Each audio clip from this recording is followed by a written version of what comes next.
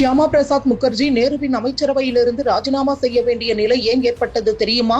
இதற்கு பின்னால் இருந்த 3 முக்கிய காரணங்கள் என்ன? இதுதான் அந்த வரலாற்று சிறப்புமிக்க ராஜினாமாவின் கதை. 1947 ஆகஸ்ட் 15 அன்று இந்தியா சுதந்திரம் பெற்றது. அதன் பிறகு ஜவஹர்லால் நேரு நாட்டின் முதல் அரசாங்கத்தை அமைத்தார். அந்த அமைச்சரவையில் சமரசத்தால் அல்ல, கொள்கைகளால் வழிநடத்தப்பட்ட ஒரு வலிமையான குரல் இருந்தது, ஷியாமா பிரசாத் முகர்ஜி. அவருக்கு தொழில் மற்றும் வழங்கல் துறை அமைச்சராக பொறுப்பு வழங்கப்பட்டது. ஆனால் விரைவிலேயே அவருக்கும் நேருவுக்கும் இடையே கடுமையான கருத்தியல் வேறுபாடுகள் உருவாக தொடங்கின. முதல் காரணம் நாட்டு பிரிவினையின் பேரதிர்ச்சி. சுதந்திரத்திற்கு பிறகு பாகிஸ்தான் மற்றும் கிழக்கு பாகிஸ்தானில் கொடூரமான வன்முறைகள் வெடித்தன.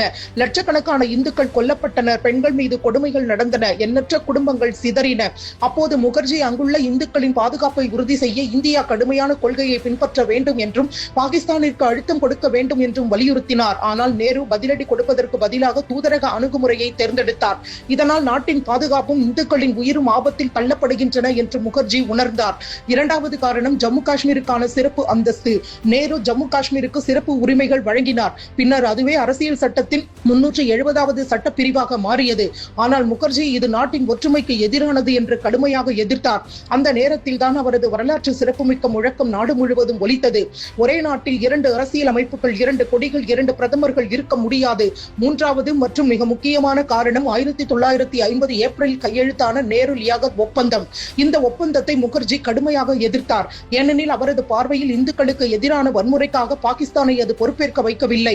அத்துமீறல்கள் நிறுத்தப்படும் என்ற உறுதியும் இல்லை. அகதிகள் பாதுகாப்பாக திரும்பி வருவார்கள் என்ற நம்பிக்கையும் அளிக்கப்படவில்லை. ஆழ்ந்து பார்த்தால் அது அமைதிக்கான ஒப்பந்தம் அல்ல, சமாதானப்படுத்தும் கண்துடைப்பு அரசியல் மட்டுமே. இறுதியாக 1950 ஏப்ரல் 6 அன்று தேசிய பாதுகாப்பில் சமரசம் செய்கிற ஒரு அரசாங்கத்தின் பகுதியாக நான் தொடர முடியாது என்று அறிவித்து ஷியாமா பிரசாத் முகர்ஜி அமைச்சரவையிலிருந்து ராஜினாமா செய்தார். இந்த ராஜினாமா இந்திய அரசியலில் ஒரு முக்கிய திருப்புமுனையாக மாறியது. அதுவே பின்னர் 1951 பாரதிய ஜனசங்கம் உருவாகும் பாதையை அமைத்தது.